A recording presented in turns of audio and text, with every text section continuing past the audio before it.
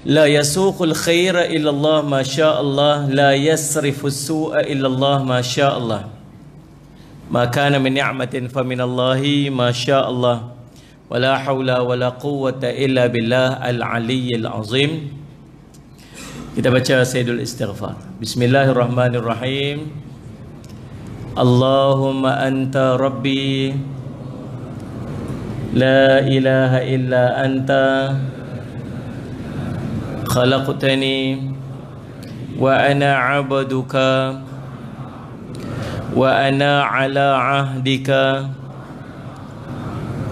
wa wa'dika mastata'tu a'udzu bika min syarri ma sana'tu abu'u laka bi ni'matika 'alayya wa abu'u bi dhanbi faghfir li fa innahu la yaghfiru dhunuba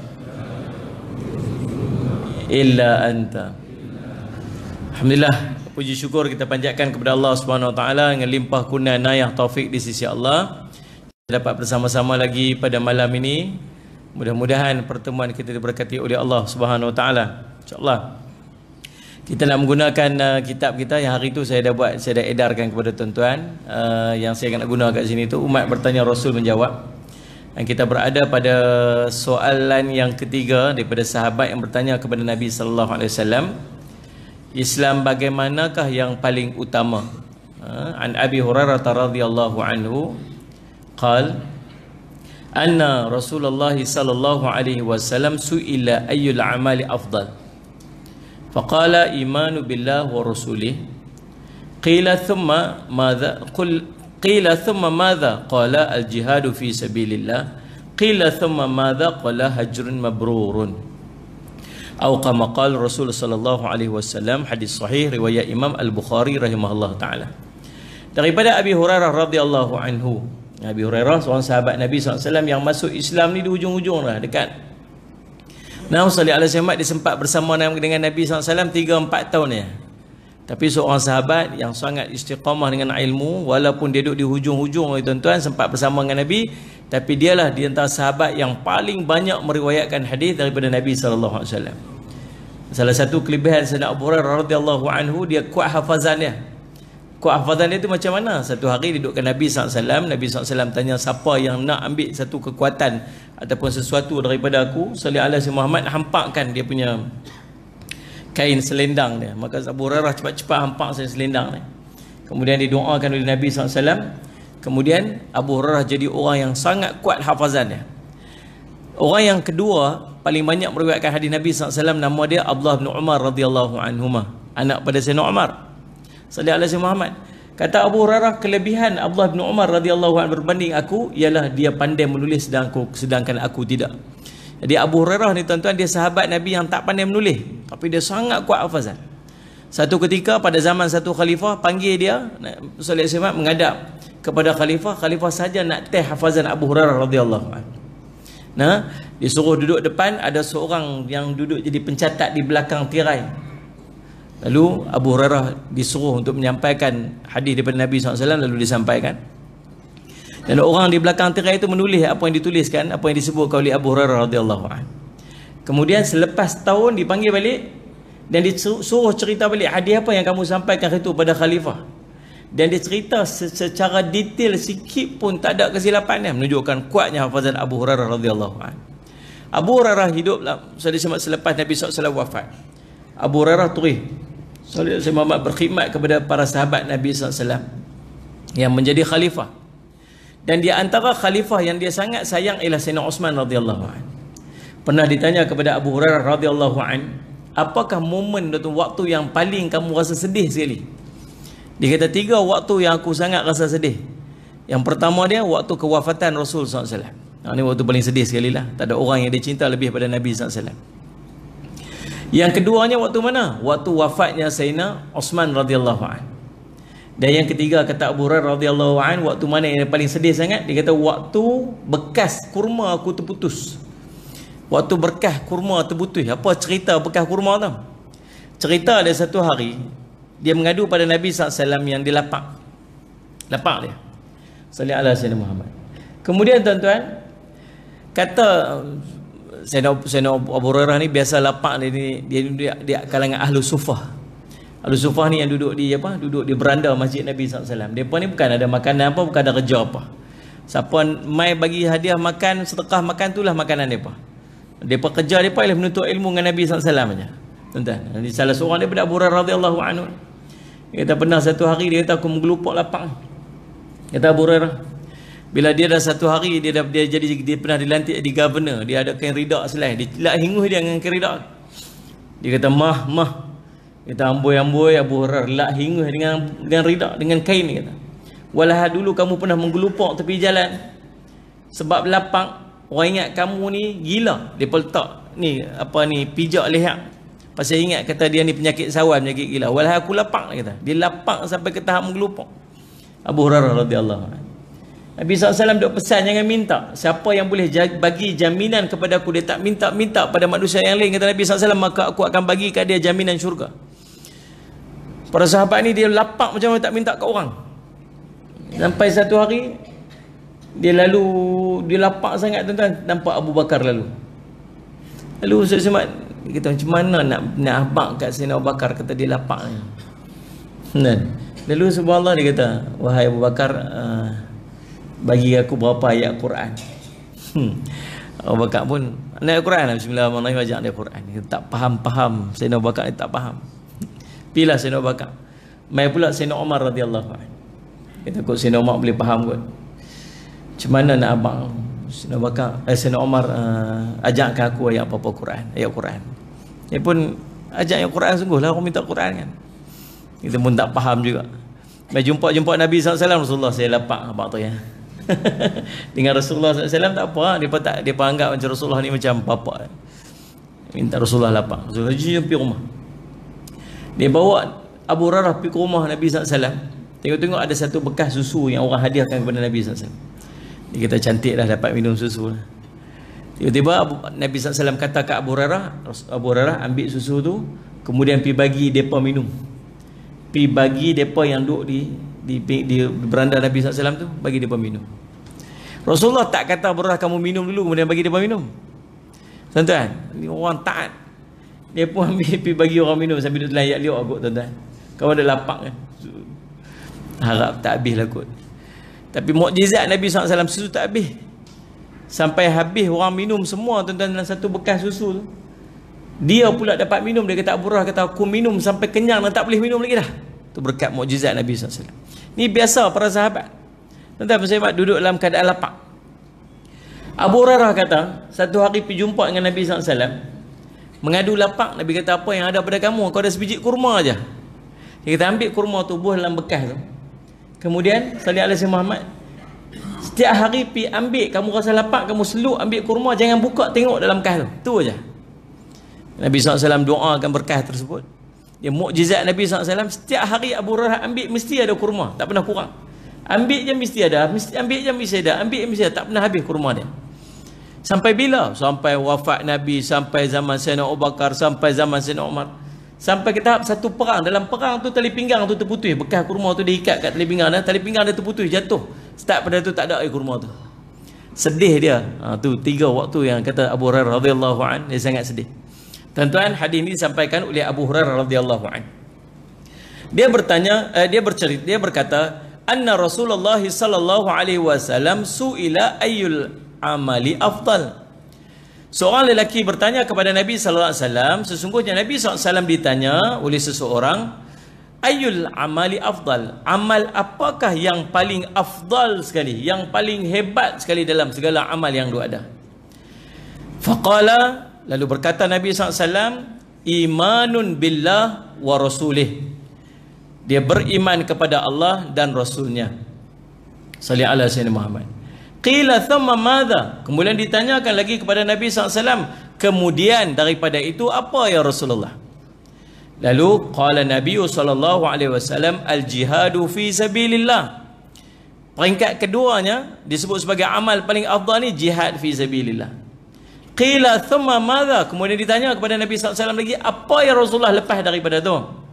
Qala Rasulullah sallallahu alaihi wasallam, Nabi SAW menjawab, hajjun mabrurun, haji yang mabrur. Baik tuan-tuan, hari ini kita nak tengok 3 amal yang paling afdal ni dalam perbincangan kita pada hari ini. Yang pertamanya tuan-tuan, salli ala sayyidina Muhammad.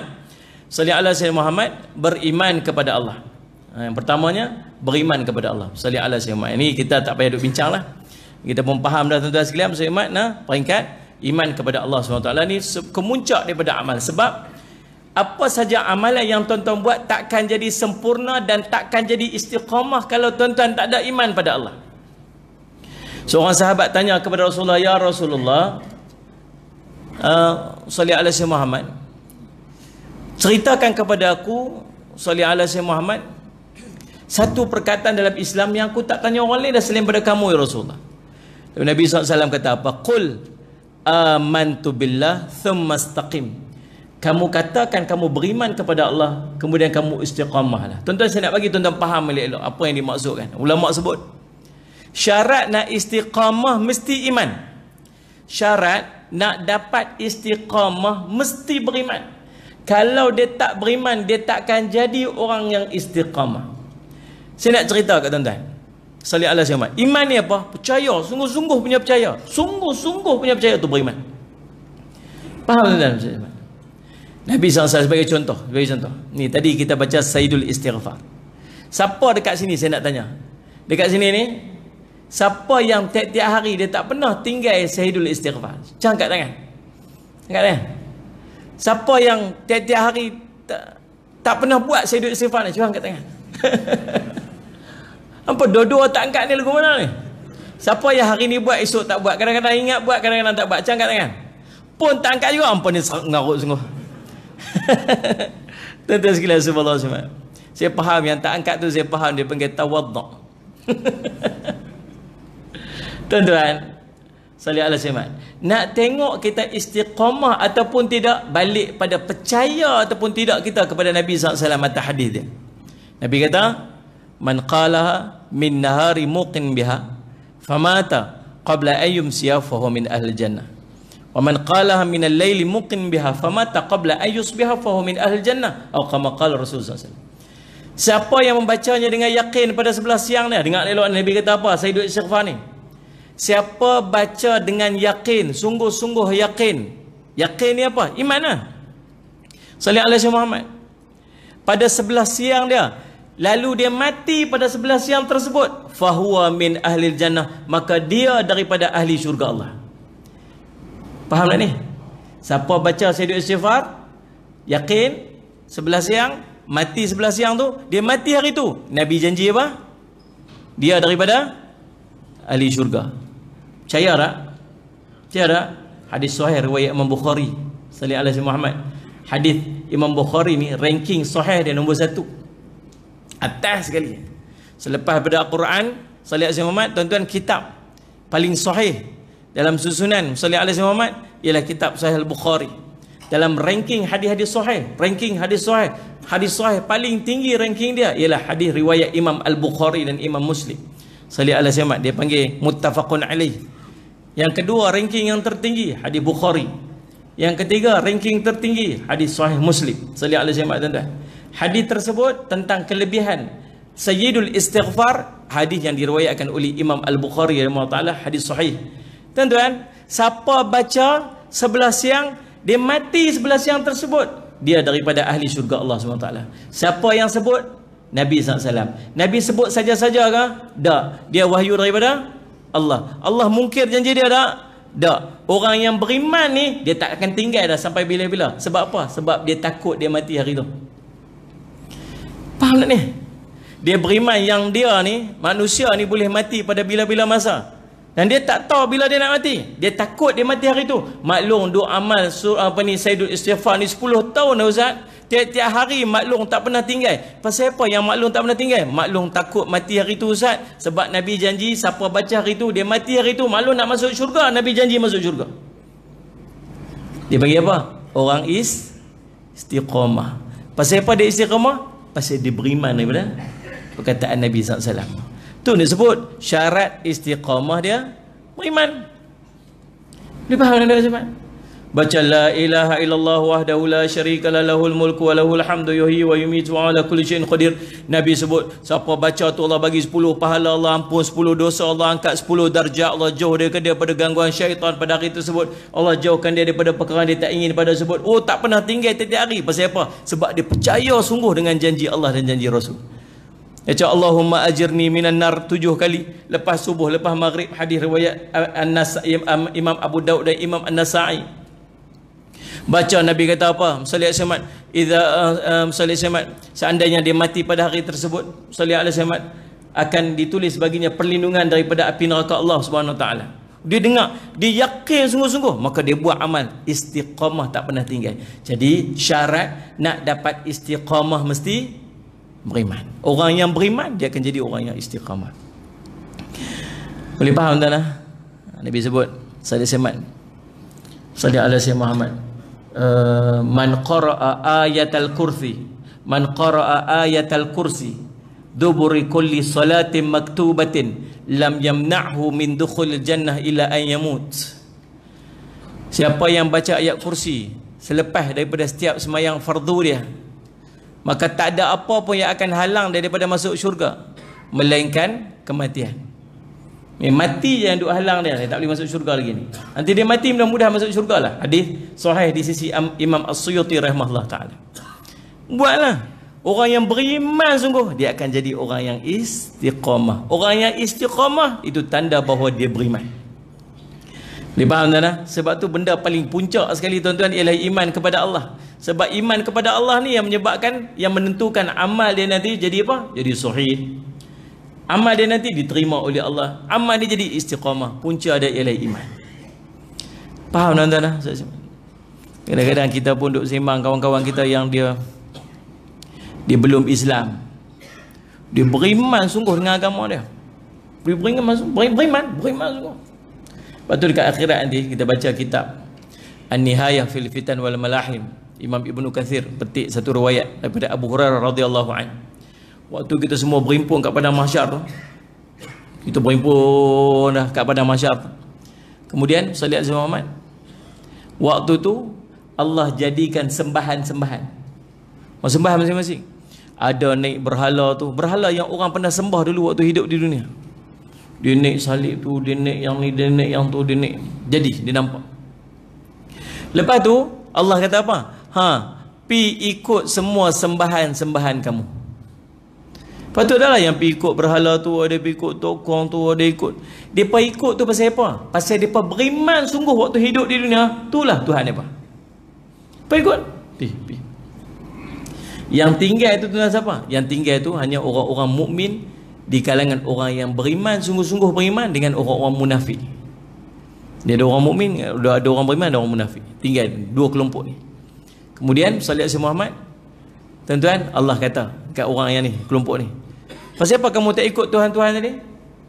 Dia kata, kami waktu hidup di dunia tak menyembah, melainkan kami sembah Allah saja. Lepas tu dia ditinggalkan sekian lama, kemudian datang balik. Pasal apa kamu tak ikut sembahan-sembahan tadi? Dia kata, kami tak sembah di dunia, melainkan kami sembah Allah.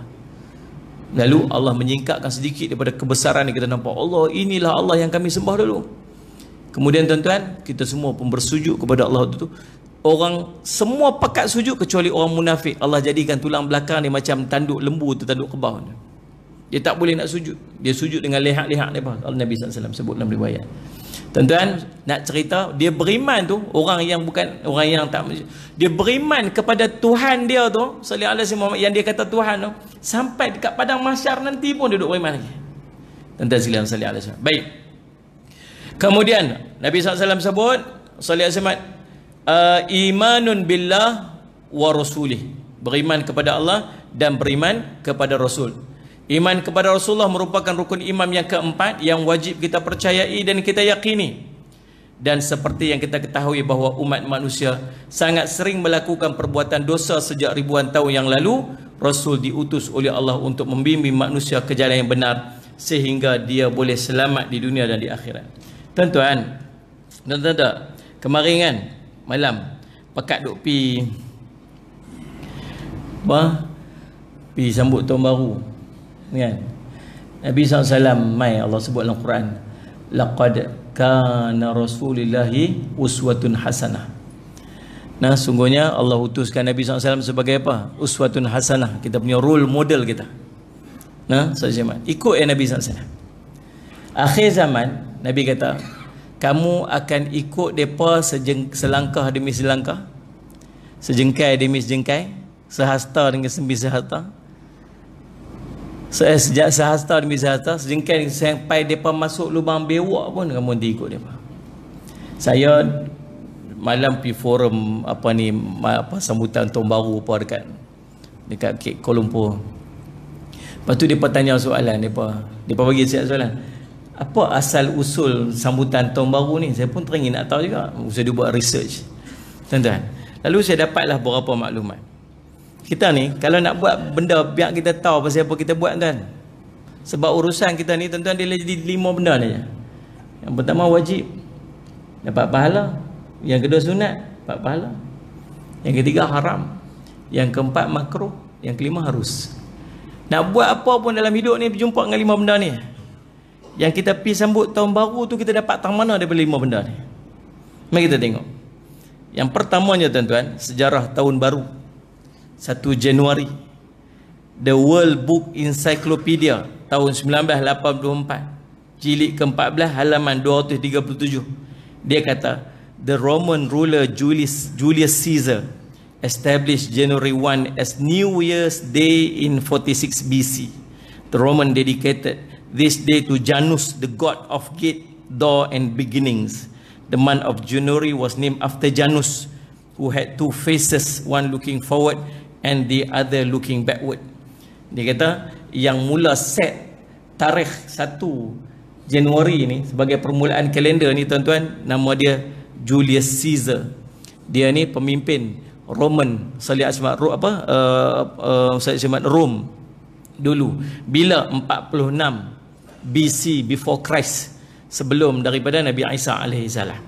Dan dia namakan tarikh tu, tuan-tuan, dia dedicate, dia tujukan sempena dengan Tuhan depa nama Janus. Tuhan ni Tuhan pintu, Tuhan gate, Tuhan sallallahu alaihi wasallam Muhammad, the beginning, permulaan. Tuhan dia ni lambang dia ada 2 muka. Satu muka tengok ke belakang, satu muka tengok ke depan. Jadi tarikh tu, tuan-tuan, disempurnakan dengan Janus ni, Tuhan dia tu sallallahu alaihi wasallam. Itu pertama. Kemudian bila sampai, tuan-tuan, sallallahu alaihi Muhammad, menurut catatan Encarta Reference Library Premium 2005, orang yang mula membuat tadi ni, kisah dia ialah Roman Julius Caesar tadi ni. Kemudian sallallahu alaihi Muhammad, berikutnya apabila berlakunya pengembangan Kristian sampai kepada Rom, Kristian berkembang sampai dekat Rom. Rom ni kuat waktu tu. Maka apa yang jadi, Kristian pada waktu tu dia mula nak blendkan agama dia tu. Sallallahu alaihi wasallam dah mula blend agama dia tu dengan pengaruh-pengaruh daripada Rom. Waktu wujudlah satu fahaman daripada Kristian yang nama dia Roman Catholic. Tanda sekalian maksud. Maka waktu tu sallallahu alaihi Muhammad ada seorang nama dia pendeta Kristian, nama dia Dionysius, saya nak sebut minta arti, tuan. Dionysius, yang kemudian memanfaatkan penemuan kalender Julius Caesar tadi, kemudian diadaptasikan sallallahu alaihi Muhammad sebagai penanggalan ataupun penarikhan yang didasarkan pada tahun kelahiran Jesus Christ. Jadi dia setkan sallallahu alaihi Muhammad tahun yang disebut sebagai tahun Masehi, kita panggil tu. Tuan-tuan, dia ambil bermula daripada tahun sallallahu kelahiran Nabi Isa alaihi salam. Sehingga kan kalender ni disebut sebagai the Christian calendar. Dikenali sebagai the Christian calendar. Lalu subhanallah, tahun 2020 ni kalau patah balik sampai tahun yang 0001, itulah tahun kelahiran Nabi Isa alaihi salam. Lalu dibuat sambutan-sambutan pada setiap tahun sesuai untuk memperingati akan kelahiran Nabi Isa alaihi salam, yang mereka anggap sebagai Tuhan. Saya nak tanya, yang kita tumpang sambut tu pasal apa? Mana ni? Yang kita duk pergi tumpang sambut urusan orang tu pasal apa? Boleh faham tuan? Kemudian sallallahu alaihi Muhammad, yang best lagi. Kemudian sallallahu alaihi Muhammad Tradisi perayaan tahun baru di beberapa negara terkait dengan ritual keagamaan atau kepercayaan mereka. Tentu contoh seperti di Brazil, pada tengah malam setiap tanggal 1 Januari, orang-orang Brazil berbondong-bondong menuju ke pantai dengan pakaian putih bersih. Mereka menaburkan bunga di laut, kemudian menanam mangga, menanam Saudara Syekh Muhammad betik, kemudian menanam buah-buahan di pasir pantai sebagai tanda penghormatan kepada sang dewa Lemanja, dewa laut yang terkenal dalam legenda negara Brazil. Tadi Julius Caesar buat terkait dengan Tuhan dia, nama Janus, itu upacara agamaan dia, Pak. My Christian pula dikaitkan dengan kelahiran Jesus Christ, itu upacara keagamaan dia, Pak. My pula Brazil pula tuan-tuan, dewa laut pula dah, itu kepercayaan keagamaan mereka. Kemudian orang Romawi kuno pun memberikan hadiah potongan dahan pohon suci untuk merayakan pergantian tahun, memberikan kacang-kacang emas dengan gambar Janus, dewa pintu. Allahumma salli ala Sayyidina Muhammad. Kemudian Allahumma salli ala Sayyidina Muhammad. Apa lagi? Kaum Rom ini sendiri merayakan tahun baru mereka, hari Janus ini, dengan musing-musing api, unggun api, kemudian menyalakan bunga-bunga api dan bernyanyi bersama-sama mereka. Kaum pagan di beberapa tempat di Eropah juga menandainya dengan memukul loceng dan meniup trompet. Semua kita buat, kan? Ni. Bunga api pun kita buat, tiup trompet pun kita buat, tiup loceng pun kita buat. Saya ingat dulu waktu zaman Nabi SAW, masing-masing kita, tuan-tuan tak pi ikut sajalah masing-masing kita. Tuan-tuan jangan duk abak kat orang. Dia orang marah kat saya. Saja. Dulu waktu Nabi SAW nak cari cara nak panggil orang pergi semayang, kan? Nak panggil orang pergi semayang. Lepas tu masing-masing bagi cadang. Apa kata kita nyalakan unggun api. Lalu semua kata, oh tak mau ni macam orang Majusi. Oh kita tiup trompet. Tuan-tuan tahu kalau nak panggil semayang orang Yahudi, dia tiup trompet dekat sinagog depa ada trompet-trompet besar tu. Panggil semayang. Kita tak mau ni macam orang Yahudi. Lepas tu kita bunyi loceng, tak mau macam orang Nasrani. Sebab passion kita ni, kita tak kerti nak jadi inventor. Kita mesti nak refer pada apa yang ada kat sekeliling kita. Nabi tak mau. Man tashabbaha biqaumin fahuwa minhum. Siapa yang menyerupai satu kaum, maka dia termasuk dalam kelompok tersebut. Nabi SAW marah, tak mau dia ikut. Nabi SAW pernah lepas rambut dia, tuan-tuan. Nabi tak sikat rambut dia, lepas rambut dia. Pasal waktu tu orang musyrikin di Mekah, penyembah berhala, duk sikat rambut. Dan orang-orang ahli kitab lepas rambut. Nabi SAW lebih cenderung untuk ikut ahli kitab lagi. Sampai bak rambut pun Nabi SAW tak mau ikut orang-orang musyrik. Bagi tahu macam tu. Tapi Allah tu akhirnya perintah Nabi SAW sikat rambut, baru Nabi SAW sikat rambut, belah rambut dia. Sampai macam tu. Lalu Abdullah bin Zaid mimpi jumpa dengan seorang lelaki-lelaki. Dalam mimpi dia pegang loceng. Dia kata, tuan, boleh tak saya nak pinjam loceng tu? Pasal apa? Kami nak panggil orang semayang. Lalu dia kata, mau tak aku ajak kamu ada benda yang lebih hebat pada semayang?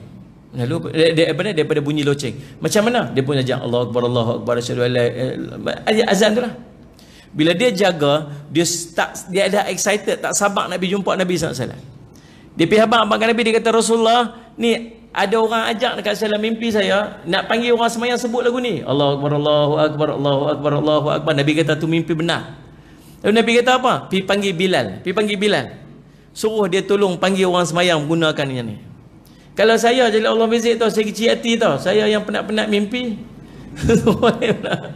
Tapi tak, para sahabat ni taat, tuan-tuan. Panggil Bilal.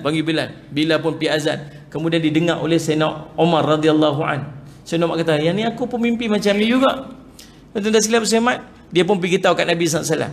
Maka Sayyidina Umar punya mimpi mengesahkan mimpi Abdullah bin Zaid. Dan selamat disahkan oleh Nabi SAW. Dan itulah azan yang kita akan laungkan sampai ke hari kiamat. Nak cerita apa? Sikit pun Nabi SAW tak mau apa urusan ibadat orang lain terkait jadi ibadat kita. Mari kita pergi sambut tahun baru, tuan-tuan. Mula-mula sekali 3, 2, 1, countdown. Tung tang loceng lu. Lepas loceng, bunga api, pom bunga api. Boleh kat majusi ya.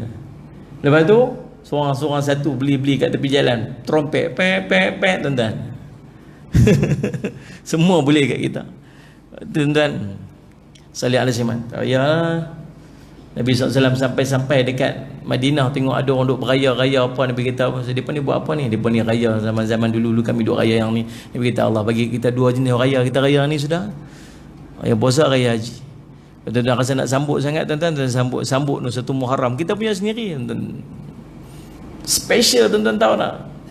Salih alaihi Muhammad, kita punya 1 Muharram. Terkait ibadat kita semua tuan-tuan sekalian tu terkait dengan kalender Islam. Tuan-tuan nak puasa kalender Islam, tuan-tuan nak ibadat kita.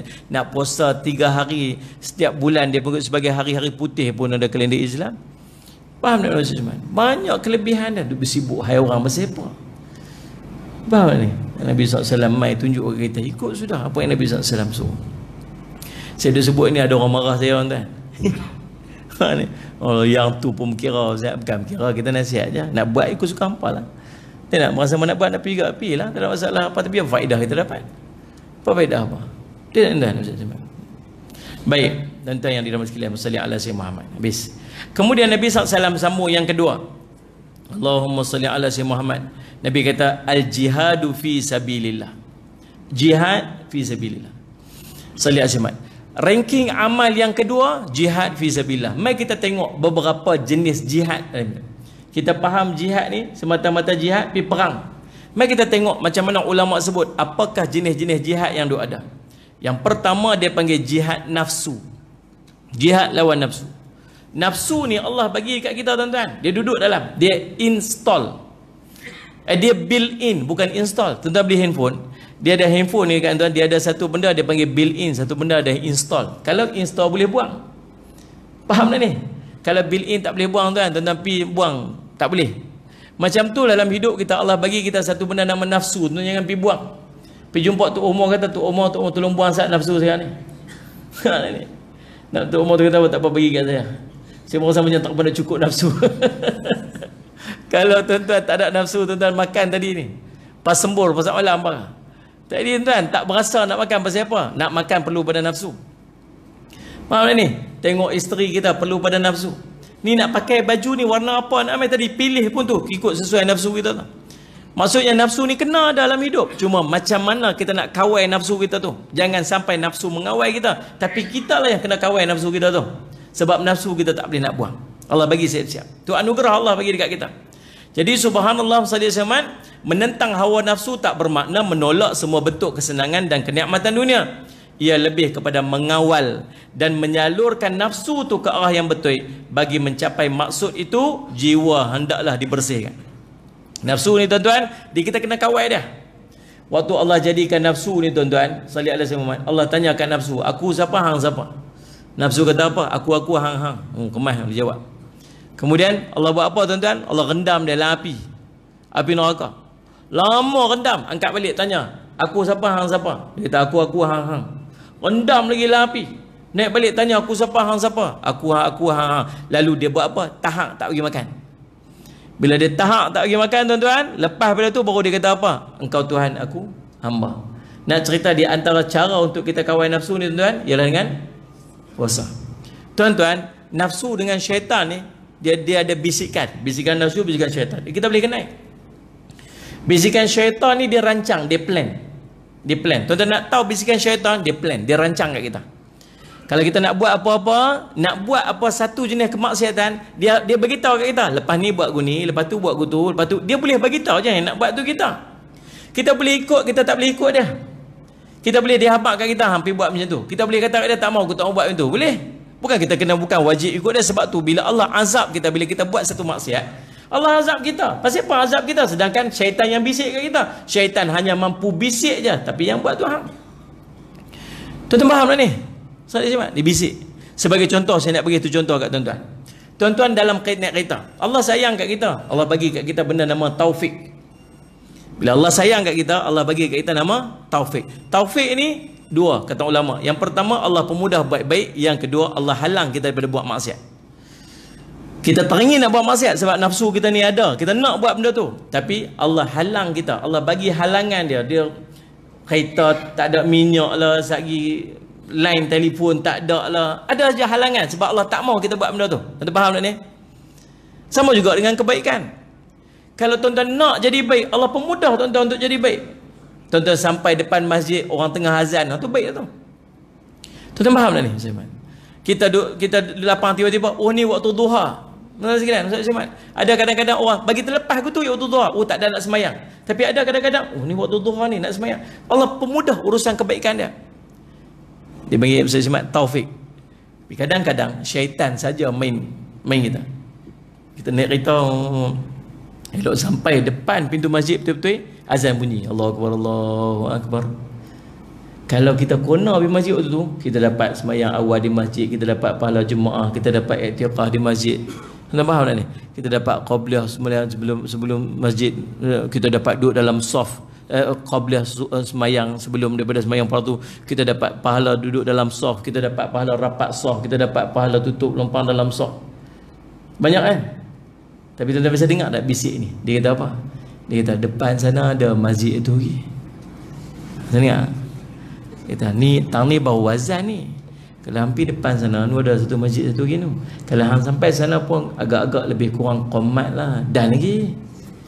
Faham? Dengar. Bisa dengar tak bisik tu? Bisikan Syekh Tan. Dah.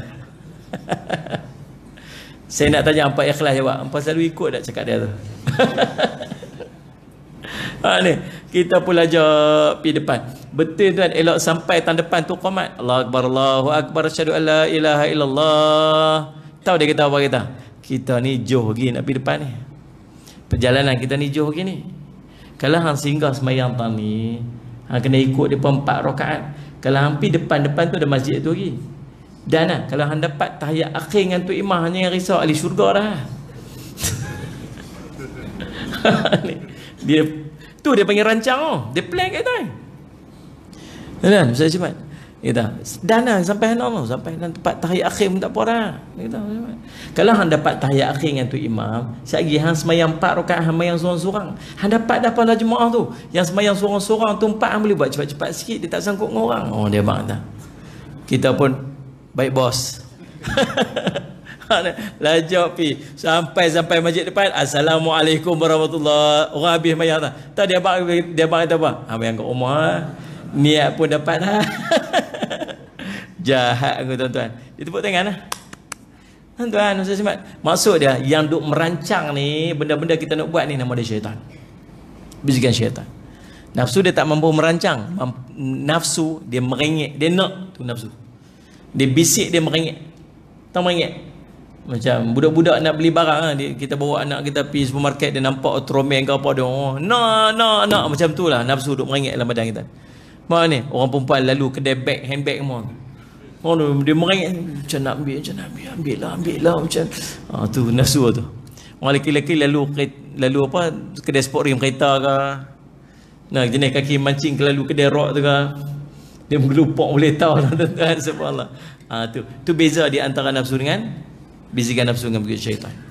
Antara bisikan nafsu dengan syaitan, mana lebih power? Nafsu dengan syaitan ni mana lebih power? Mari kita tengok. Waktu Nabi Adam alaihi salam Allah jadikan, Allah perintah kepada Nabi perintah kepada malaikat kepada iblis untuk sujud pada Adam. Dia tak mau sujud. Dia tak mau sujud. Faham tak macam mana? Dia balas tuan-tuan sekalian dengan apa? Dia nak perosak Nabi Adam AS. Dia pergi bisik pula kat Nabi Adam, suruh makan buah khuldi. Dia duduk cerita ni, hang nak jadi malaikat ke? Hang nak kekal hidup sampai bila-bila ke? Tengok macam mana malaikat ni. Ni mereka kekal dalam syurga ni. Pasal apa ni? Makan buah ni. Nak dah dapat kelebihan tu, makanlah buah ni. Lalu Nabi Adam makan buah khuldi. Nabi makan buah khuldi, Nabi Adam makan buah khuldi sebab terpengaruh dengan bisikan syaitan, iblis. Salih Muhammad. Yang iblis tadi ni, dia tak mau sujud pada Adam. Siapa bisik kat dia? Siapa? Nafsu dia. Jadi antara salli ala Sayyidina Muhammad, kekuatan di antara bisikan syaitan ni, nafsu ni, siapa lagi kuat? Nafsu lagi kuat. Kalau tuan-tuan jumpa syaitan, tuan-tuan azan kat dia, Allahu Akbar, Allahu Akbar, lari syaitan. Faham ni? Tapi dengan nafsu ni, kawan yang duk azan tu, nafsu duk bisik dia. Ha, azan sedap sungguh hari ni. Nampak dia macam tak ni. Kena perkemas lagi tuan-tuan, subhanallah. Jadi subhanallah, di antara bisikan nafsu dengan bisikan syaitan, rupanya nafsu lagi kuat lagi daripada bisikan syaitan. Baik, jihad yang pertama, jihad melawan nafsu, salli ala Sayyidina Muhammad. Dan jihad nak lawan nafsu ni, dia boleh bahagi kepada 4 petunjuk. Salli ala Sayyidina Muhammad. 4 bahagian. Yang pertama, jihad mencari petunjuk dan jalan yang benar. Nak lawan nafsu ni tuan-tuan, yang pertama apa? Nafsu tak suka kita duk pergi cari jalan ataupun petunjuk yang benar. Bagi mendapat petunjuk, ilmu menjadi langkah permulaan dan prasyarat utama. Dan dalam konteks ini ialah ilmu agama. Kerana dengan ilmu agama seseorang itu dapat membezakan di antara hak dan yang batil. Ilmu agama dapat membantu seorang mengetahui keutamaan dalam beramal. Benda pertama sekali, pergi cari ilmu. Salli ala Sayyidina Muhammad. Tuan-tuan, ingat senang lah, ni lawan nafsu, duduk dalam majlis ilmu ni. Kita tuan-tuan, daripada kita sekolah kecil dulu ni tuan-tuan, Allahumma sholli, nak pergi sekolah, tuan ingat senang nak pergi sekolah waktu sekolah rendah lah. Tu yang ni, pagi-pagi nak bangkit, tidur lah, apa semua tuan-tuan. Nak pergi sekolah, mata duk pejam lagi, mak duk pakai baju, sikat rambut apa semua tuan-tuan.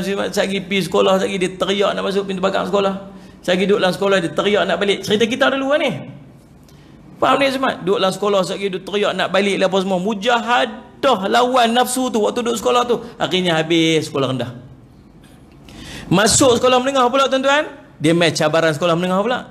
Apa dia? Main markah pula dah. Faham ni? Tulis surat kertas wangi, pen wangi. Ingat zaman kita dulu lah, Facebook, WhatsApp tak ada. Ni tak? Tulis kertas wangi tu, warna biru ke warna apa, ada bunga-bunga kat atas tu. Pen pun wangi lagi. Tulis. Lipat-lipat tuan-tuan, sebelum lipat buah bedak tu. Oh, pecah kaca, pecah gelas, sudah baca harap balas, pen merah, pen biru, you marah, I love you. Hantar pergi selit kat mana? Kat pagang sekolah. Ada pot dia. Zaman kita dulu. Tuan-tuan, mujahadah waktu tu dia main kacau yang tu pula dah. Dia seronok nak explore, main geng-geng isap rokok pula tuan-tuan, bagi rokok lah apa, mujahadah lawan waktu tu. Tuan-tuan silap saya ingat waktu SRP dulu zaman saya, atau PMR lah apa, main time SPM lah. Oh, dia rasa macam apa? Tak mau sekolah dah ni, tak mau dah sekolah ni. Kira lepas SPM ni nak berhenti dah. Mak kata sabar Zat lah, hang sabar Zat, bagi lepas SPM. Ayah kita pun tak ada sabar kita lah. Bagi lepas SPM lah. Tak mau nak berhenti sekolah. Pergi sekolah sekat Ilam, kau nak pergi kau lain. Nampak tak tu perangai lu ni. Piduk bawah apa, bawah rel kereta api lah, mana sembunyi belakang kedai lah apa semua. Subhanallah dulu, Allah mujadahnya waktu sekolah menengah. Masuk sekolah apa, masuk universiti pula. Oh, jenis cara universiti pula dah. Dia main nak menikah lah, mak ni dia main tu lah, dia main nak cari duit lah, dia main apa lah, macam-macam. Mujahadah waktu, mujahadah lagi. Sampai tua mengaji pun macam tu. Dah tua-tua main duduk dalam kuliah, mengantuk pula dah. Allah, ya Allah, dia mengantuk lah, ya Allah, macam mana nak buat. Aduh ya Allah, keluar lagi cerah je mata, pajang. keluar tu cerah elok, gelak kak. Duduk dalam mengantuk lah. Allah, mujahadah semua. Dia main sakit pinggang lah, dia main lenguh lutut, tengok jam ku apa nak mati 9. Aduh, mujahadah tuan-tuan. Bukan cerita duduk dalam kuliah, sebelum mai tadi mujahadah ni. Ni bapak, malah ni ada ustaz main ceramah. Doa ada ke? Ingat tak ada. dia tu jenis mengaji lah. Dia mau mengaji lah. Kalau boleh, kalau pipi kuliah, pipi orang Assalamualaikum warahmatullahi wabarakatuh. Tuan-tuan, malam ni ya kuliah ditangguhkan. Yes. Seronok. Alhamdulillah. Orang masjid tu, dia kaki mengaji lah, tapi dia harap dia main tu ustaz tak main. Aku faham lah mas ropang aku. Dia lagi mengaji dah. Nak abang kata mujahadah tuan-tuan. Subhanallah. Dengar ustaz tak main tu, alhamdulillah. Ni keluar pilih pak minum apa semua, tunggu azan isyak. So, nak habaq kata tuan-tuan, mujahadah ilmu. Ni saya semat. Tadi petang-petang tadi apa semua. Lepas asak ni orang habaq kata kulah. Zikir tuan-tuan, tang ni lepas asak. Nak pi. Duk tunggu orang telefonnya. Ya aku nak pergi rumah mai. Allah, mujahadah nak cerita tuan-tuan. Nak maksud kata apa? Nak mencari hidayah ni, nak mencari ilmu ni tuan-tuan, dia tak akan terlepas dengan mujahadah. Jihad. Sabar Ustaz Syamad. Baik tuan-tuan yang dirahmati sekalian Ustaz Syamad. Yang pertama, jihad nak pergi cari ilmu. Tu jihad yang pertama, lawan nafsu. Yang kedua, jihad menyebarkan ilmu dan dakwah. Lepas dah mengaji, macam mana nak sampai ke orang pula? Salih ala Sayyidina Muhammad. Allah sebut, Nabi SAW sebut, Balli anni walau ayat. Sampaikan daripada aku walaupun satu ayat. Maksud ni semua kita kena buat benda ni. Macam mana sampai ke orang? Tuan-tuan, kalaulah ilmu ni, Salih ala Sayyidina Muhammad, kalaulah para sahabat Nabi SAW punya perangai macam kita, mengaji kira habuan kita aja. Tuan-tuan, agak Islam kembang tak sampai kat Jitera ni? Tuan-tuan faham tak ni? Mereka pergi mengaji kat Nabi SAW, mereka kira tak kat dia aja. Balik perkara semayang sendiri semua. Agak-agak Islam sampai tak kat kita ni? Tak tuan-tuan. Para sahabat ambil apa ilmu yang aku dapat kat Nabi, tu aku nak sampai kat orang. Waktu Nabi SAW gambarkan orang mengaji ni, dia ada 3 jenis tanah. Ilmu ni macam hujan turun. Kemudian orang mengaji ni 3 jenis tanah. Yang pertama, dia panggil tanah gambut, tanah yang lembut. Dia serap ayak takung, ayak diserap, kemudian tumbuh tumbuh-tumbuhan. Yang kedua, tanah jenis tanah liat, ayak takung. Tapi Ustaz Syamad, orang binatang-binatang duk main ambil manfaat pergi duk minum ayak ni. Yang ketiga, jenis batu keras. Ayak turun, hujan turun, serap pun tak, takung pun tak. Inilah 3 jenis penuntut ilmu ni. Nabi cerita. Yang pertama, jenis tanah apa? Tanah gambut ni. Tanah serak ayak. Maksud apa? Dia dapat ilmu, dia beramai. Kemudian tumbuh-tumbuhan, maksud dia orang lain pun ambil manfaat pada dia. Dia ambil ilmu tu, dia beramal dengan ilmu, dia menyampaikan ilmu tu pada orang lain. Yang kedua, jenis ayak bertakung. Ayak bertakung ni apa? Dia tak serak ayak kat dia. Dia hujan turun, ayak bertakung, maksud dia tak beramal dengan ilmu tu, tapi dia beritahu kat orang. Faham ni? Dia kata hantar tahajud ni hebat lah, ya Allah. Siapa bangkit tahajud ni, Allah bagi kat dia nur wajah dia, Allah tunaikan segala permintaan dia. Ni orang yang sakit, nak sembuh sakit ni, kena banyak tahajud ni lagu tu, tahajud. Kawan yang dengar tu semangat nak tahajud ni. Dia kata aku esok aku nak tahajud. Hang ni, hang duk cerita tahajud kat aku ni hebat ni. Hang berapa lama dah agak-agak hang duk buat tahajud? Aku setakat dah tak buat lagi lah. Ni kalau aku cerita kat hang, nanti hang doa-doa lah bagi satu hari nanti aku buat. Dia cerita dia, Salih Sayyidina Muhammad, ilmu tu manfaat kat orang lain tapi tak manfaat kat dia. Tapi tidak manfaat juga kat orang lain. Guru saya kata apa? Tetap pahala tu akan sampai kat dia bila orang buat amal. Cuma pahala untuk dia sendiri tak ada. Nampak faham tak ni? Kelompok yang ketiga, kat dia pun tak, pergi kat orang pun tak. Ni, mai duduk dalam ilmu, duduk. Balik rumah bini dia tanya, abang bina ni balik lambat kuliah. Ustaz mana? Tahu ustaz mana tak? Tak kenal pun. Dia cerita apa? Panjang kat pukul 9 tak berhenti.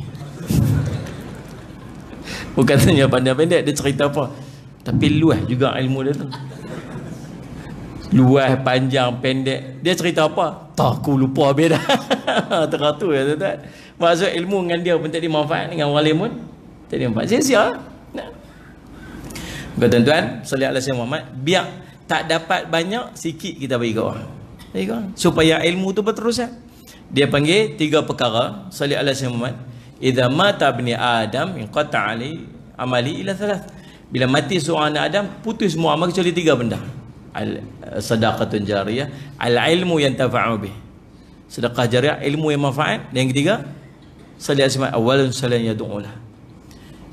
Tuan Ibrahim Tuan Man khutbah dia satu hari dia sebut, dalam 3 benda yang amal dia takkan terputus bila mati ni, 2 ada potensi untuk berhenti. Bila kita mati, tuan-tuan bagi sedekah jariah, dia panggil wakaf. Wakaf tu lagi orang duk guna lagi tu terusan sampai. Tapi sampai bila? Sampai orang dah tak guna dah wakaf. Tuan-tuan faham tak? Tuan-tuan bagi kapet ni, selagi orang duk beramai atas kapet ni, orang duk semayang atas kapet ni semua, tuan-tuan dapat pahala. Sampai bila? Sampai orang dah tak guna dah rosak, orang dah buang, berhentilah, tuan-tuan, tak habis. Jadi ada potensi berhenti tak? Ada. Faham tak macam mana? Tuan-tuan wakaf kipas. Kipas tu rosak, orang buang. Kalau orang cerdik sikit, yang pengurus wakaf ni cerdik sikit, rosak, dia tak buang, dia pergi jual scrap, dia dapat duit sikit, dia beli yang baru. Dia pahala orang tu sambung lagi. Tuan-tuan faham tak ni? Jadi ada potensi berhenti tak? Ada. Anak yang soleh yang kedua, ada potensi berhenti tak? Tuan-tuan, berapa ramai cucu yang boleh doa kat Tok Wan dia? Kita ada Tok Wan kan? Tuan-tuan doa dah kat Tok Wan kita? Ya Allah, ampunlah dosa Tok Wan ku, ya Allah, ampun dosa. Tapi kat ayah kita ada doa tak? Tuan faham tak aku tanya apa ni? Jarang cucu nak doa sampai kat Tok Wan. Cicik apatah lagi lah. Maksudnya potensi untuk berhentinya doa anak yang soleh ni ada tak? Ada dengan kematian anak yang soleh. Tapi satu tak berhenti dah sampai bila-bila. Apa dia? Ilmu yang manfaat. Tak berhenti lah. Dan bagi kat orang tu buat amal, orang tu bagi kat orang tu pula, orang tu buat amal, orang tu bagi kat orang tu pula, orang tu buat amal, orang bagi kat orang tu pula, sampai hari kiamat beliau tak berhenti. Yang ni kita kena berebut, tuan-tuan. Dalam kitab Salih Asyid Muhammad Ibnu Kathir cerita, bila duduk depan timbang mizan tu, waktu timbang kita dah berat dah, belah dosa banyak lah, kita boleh nampak, oh ni dosa buat ni dosa buat tu, ni dosa buat ni, ini amal ni, yang ni buat ni amal ni buat amal tu, nampak ni puasa punya pahala ni, ibadat ni punya pahala ni, qiyamul lail punya pahala, nampak. Tiba-tiba mai satu yang kita tak nampak, dia main macam awan ya, duduk belah timbang belah kanan, berat. Kita kata yang ni apa? Yang ni tak tahu apa ni, yang ni apa ni? Itu ialah amalan-amalan yang dihimpunkan, yang diamalkan oleh orang lain yang kamu tunjuk kat dia balu ni. Tuan-tuan faham? Man dalla ala khair falahu mithlu ajri fa'ili. Siapa tunjuk satu benda kebaikan, maka pahala baginya seperti mana dia melakukan, dan tidak kurang walau sedikit. Man da'a ila al-huda kana lahu min al-ajri min ujuri man tabi'ah min ghairi an yanqusa min ujurihim syai'. Siapa tunjuk satu jalan kebaikan, maka pahala baginya seperti mana pahala dia melakukan, dan tidak dikurangkan walaupun sedikit. Kita buat belum tentu ikhlas. Kita suruh orang buat, dia buat ikhlas, kata ikhlas, kita dapat pahala sempurna sikit pun tak kurang. Ni kadang-kadang duk semangat kita duk ajak orang buat amal tu, ajak orang buat ni, pasal apa? Kita duk harap nak tumpang pahala orang. Tuan-tuan kena pulun yang ni. Tuan faham tak ni? Sampai ni banyak ilmu yang manfaat. Sadar semua. Nah, tu pun nak kena jihad juga. Sebab syaitan duk main bisik kat kita. Nafsu duk bisik kita. Dia kata apa? Hang nak ajak orang buat apa, hang pun tak buat. Ni bisik. Hang duk suruh orang buat baik, hang pun tak baik ke? Tetapi dengar lah benda tu. Dia kata, hang nak halang orang buat maksiat, hang pun boleh tahan dulu ni. Ni yang baru belajar pakai ketayak. Kata, ulama sebut, jangan tertipu dengan kata-kata syaitan yang sering mengatakan, kamu berhentilah daripada berdakwah kerana kamu juga tidak baik. Tuan faham ni? Tapi kata dekat diri kita apa? Aku ajak orang buat baik ni pasal apa? Pasal aku tak baik lah aku duk ajak orang buat baik. Mudah-mudahan aku tinggal benda tak baik tu, pasal aku malu dengan duk ajak orang buat baik. Dia jadi motivasi kita, tuan. Yang aku duk halang buat maksiat, pasal aku tak baik lah aku duk halang orang buat maksiat ni. Pasal apa? Dengan harapan sekali aku malu dengan duk ajak orang tinggalkan maksiat, aku pun akan meninggalkan maksiat aku. Itulah cerita dia. Buat tu bukan untuk orang, buat tu untuk diri kita. Lawan syaitan. Yang ketiga, jihad menanggung kesulitan ketika berdakwah. Kita nak sampai dakwah, nak jihad. Jihad apa? Sulit-sulit yang mai. Sudah menjadi sunnatullah dalam usaha dakwah akan ditentang oleh musuh-musuh dakwah yang terdiri daripada syaitan dan pengikutnya di kalangan manusia. Seorang berdakwah hendaklah bersabar dengan ganjaran yang besar dijanjikan oleh Allah di akhirat nanti. Merekalah orang-orang yang beruntung. Dalam menyampaikan ilmu ni, kita ada debate macam tu, tuan-tuan. Dulu waktu kita tak apa nak baik dulu, tuan, kawan ramai tu, semua baik kita. Lepas mula duk hantar tazkirah sikit dalam grup WhatsApp tu, duk post tazkirah sikit dalam Facebook, tuan-tuan, ada kawan-kawan dah unfriend lah. Blok pun ada dah. Ni Allah belagak baik, tuan-tuan. Kata kita macam fitnah kita. Sampai ada yang kata kat saya, "Ustaz, saya berubah jadi baik Ustaz. Dulu waktu saya jahat lu, orang tak pernah kata kat saya. Waktu saya jadi baik ni, orang fitnah saya Ustaz. Kalau saya tahu macam ni baik, saya jadi macam orang dulu." Tak nak cerita. Tuan-tuan pasal semat. Tak pasal apa? Sebab sifat dia lagu tu. Guru saya kata, bila kamu milih jalan agama, kamu milih jalan untuk diuji. Kamu milih jalan untuk diuji, jalan fitnah. Solat semat. Jalan dicerca, jalan dikata. Umpama dia seorang tukang jahit, dia memilih untuk jadi tukang jahit, sudah pasti dia akan berhadapan dengan tajamnya jarum. Orang jadi tukang jahit, dia mesti kena, mesti sekali mesti luka kat tangan. Tak duduk komplain lah, aku ni luka tangan-tangan apa semua. Pasal apa luka tangan? Dia duduk jahit apa? Pasal apa? Hang dah pilih nak jadi tukang jahit. Tuan-tuan faham tak ni? Kita kalau kita nak pi ke KL tuan-tuan, kita nanti lalu keluar tol, kata keluar tol, sehari lalu simpang Aluk Start Utara, kemudian jumpa Aluk Start Selatan, kemudian pi lagi sehari sampai Gurun, sehari pi lagi sampai jumpa nu apa ni Sungai Perak, pi lagi sehari jumpa nu Kuala Kangsar, pi lagi jumpa Ipoh, pi macam tu lah lebih kurang. Faham tak macam mana? Itu jalan dia nak pergi Kuala Lumpur. Tapi apa-apa nak pergi Kuala Lumpur dah, keluar-keluar pi jumpa Changlun, lepas Changlun Bukit Kayu Hitam. Bukit Kayu Hitam yang mana pi tu sekalian. Tu maksud tu jalan salah. Jadi pilih jalan untuk jalan dakwah ni, jalan nak buat kerja agama, bukan setakat nak menyampaikan agama. Kita nak ada agama kat diri kita sendiri pun kita akan berjumpa dengan halangan-halangan macam ni. Maksud dia apa? Kita telah berada di jalan yang betul. Faham tak ni? Dia pakai sunnah Rasul SAW. Gue jumpa guru saya seorang ulama di kota Yaman, ulama tua. Dia kata apa? Dia kata al-ulama warasatul anbiya. Ulama ni pewaris Nabi, dia kata.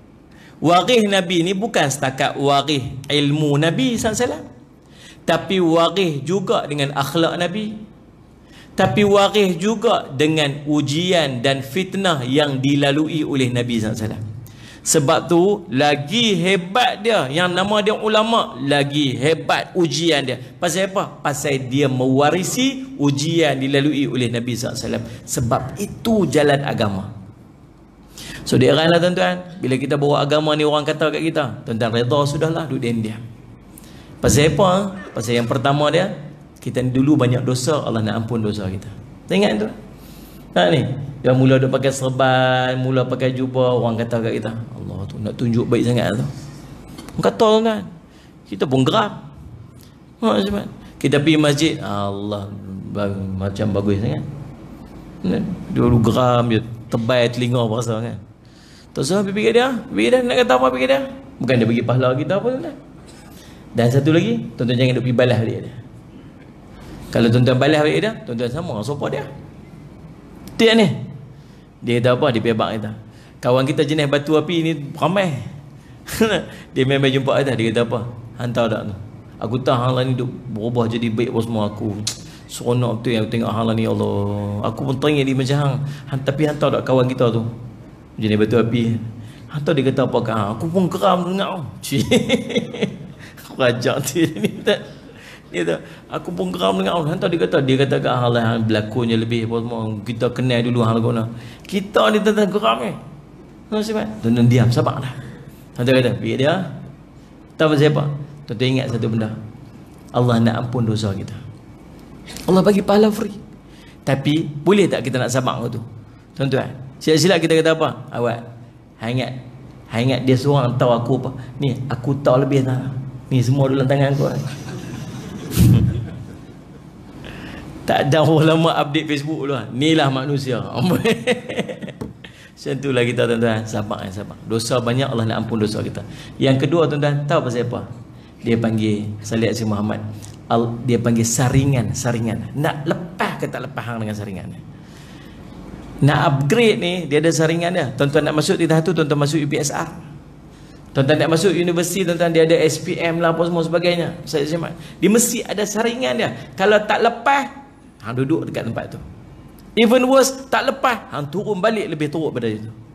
Sabar. Yang ketiga tuan-tuan, Allah bagi ujian kita ni pasal apa tuan? Tahu pasal apa? Salih Asyik Muhammad. Pasal Allah nak angkat darjat kita. Sabar sudah. Nabi SAW kata apa? Allah akan bagi satu istana di tengah syurga kepada orang yang mengelak daripada berbalah walaupun dia betul. Kita mengaji kan? Betul. Betul. Hang betul ke? Betul. Tok Guru saya pesan, Jafri nak buka madrasah, Allah uji, ingat. Mana-mana ustaz mana yang buka madrasah, semua akan diuji dengan fitnah. Fitnah apa? Fitnah bila kita menguruskan duit wakaf.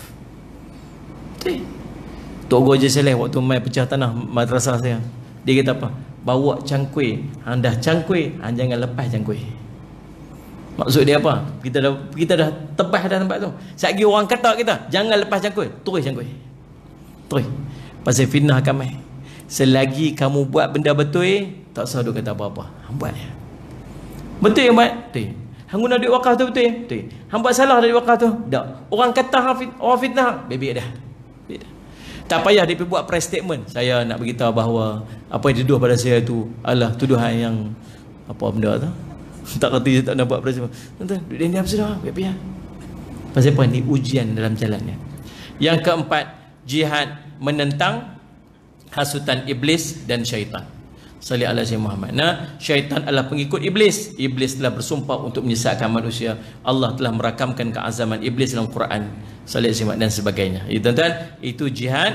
Yang keempatnya tuan-tuan, salli ala Sayyidina Muhammad. Yang pertama tadi apa? Jihad melawan nafsu. Yang kedua, jihad memahami ilmu dan petunjuk agama. Yang ketiga, jihad berpegang teguh dengan kebenaran. Yang keempat, jihad mengukuhkan hubungan dengan Allah Subhanahu Wa Taala. Dan yang kelima, jihad dalam duduk bersama dengan orang-orang soleh. Itu 5 bentuk jihad. Kemudian salli alaihi wasallam, Allahumma salli alaihi wasallam. Yang berikutnya tuan-tuan, Nabi SAW sebut tentang haji yang mabrur.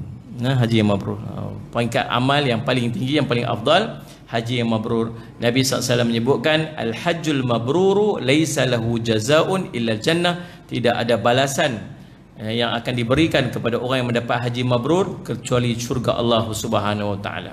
Baik, apakah kelebihan daripada tanda-tanda bahawa orang tu dapat haji mabrur? Ya, tutup yang tu tuan-tuan, tak banyak-banyaklah. Tanda orang dapat haji mabrur, tanda dia ialah hati. Dia jadi orang yang lembut hati. Itu tanda dia. Dia tak jadi orang keras, dia tak jadi orang keras, dia tak jadi orang kasar. Bila dia balik dapat haji yang mabrur. Sebab Nabi SAW sebut, sallallahu alaihi Muhammad, ditanya, qalu ya Rasulullah, ma hajjul mabrur? Wahai Rasulullah, apakah haji yang mabrur itu? Qala Nabi SAW, Nabi bersabda, it'amut ta'am, memberi orang makan, wa ifsya'us salam, dan menyebarkan salam. Kalau sampai tahap dia menjadi pemurah untuk bagi orang makan, maksud hati dia sedang lembut. Dia rasa kesusahan orang. Faham tak ni? Yang kedua, ifsya'us salam, menyebarkan salam, dengan maksud dia menyebarkan keamanan. Dia tak balik daripada orang, balik pada haji yang dapat haji mabrur, dia tak suka bergaduh dengan orang. Dia mudah memaafkan orang. Kalau dia tak suka bagi salam dekat seorang, maksud dia ada masalah dengan orang tu yang dia simpan. Jumpa orang tu, dia kena pikuk lain, maksud dia ada dendam pada orang tu. Orang yang dapat haji mabrur, dia akan maafkan kesalahan semua orang. Tak ada siapa ada masalah dengan dia. Dan dia senang untuk berjumpa dengan semua orang dan bagi salam kepada orang tu. Assalamualaikum, waalaikumsalam. Bagi salam kat aku. Dulu kan kita berdua bersama. Taklah, aku dah maafkan benda dulu sudah. Mudah-mudahan Allah bagi kat aku haji yang mabrur. Faham tak ni? Kunci dia apa? Hati yang lembut. Hati yang lembut, dia mudah memaafkan orang, dia melupakan segala masalah dengan orang yang lain. Dia tidak ada hasad dengki dan buruk sangka pada orang yang lain. Dan tanda dia mudah untuk memberi salam kepada orang yang dia jumpa. Dan saya cermat, dan dia merasakan kesusahan orang lain dengan dia banyak memberi makan. Wallahu a'lam. Mudah-mudahan insya-Allah perbincangan kita pada hari ini jadi manfaat di sisi kita dunia hingga akhirat insya-Allah. Pertemuan kita akan datang, kita akan masuk soalan yang berikut dia. Siapakah orang yang akan berbahagia dengan syafaat Rasulullah SAW nanti di yaumul qiyamah?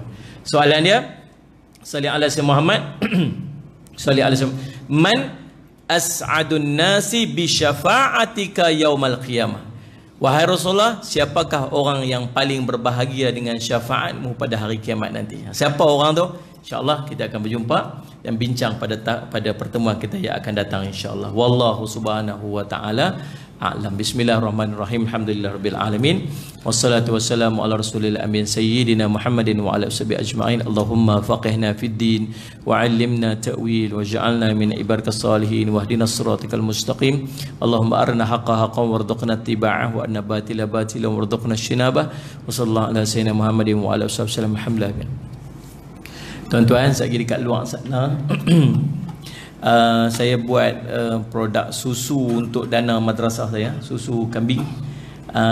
Saya campur dengan beras perang dan ginkgo biloba. Saya duk fikir saya punya travel kadang tak sempat makan, jadi saya buat susu kambing.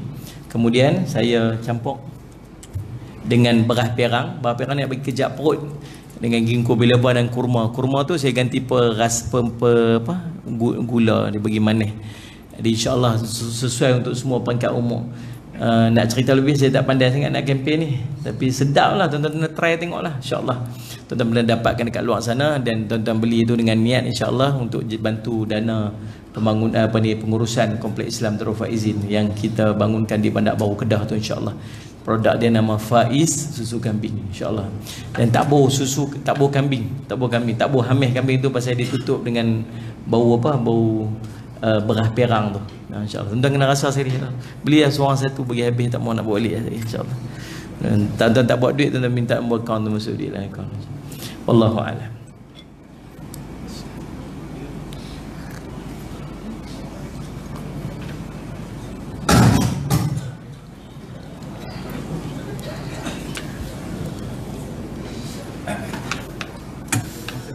Sama-sama.